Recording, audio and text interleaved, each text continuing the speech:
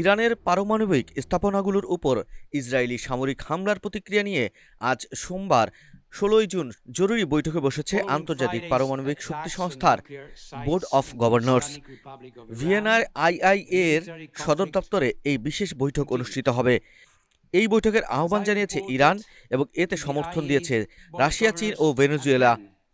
বিবিসির এক প্রতিবেদন থেকে জানা গেছে, শুরুতে ইরান ইসরায়েলের হামলার নিন্দা জানিয়ে একটি প্রস্তাব উত্থাপন করতে চেয়েছিল, তবে কূটনৈতিক মহলের মতে সেই প্রস্তাব সংখ্যাগরিষ্ঠ সমর্থন না পাওয়ার আশঙ্কায় ইরান এখন একটি সাধারণ বিবৃতির পক্ষে কাজ করছে।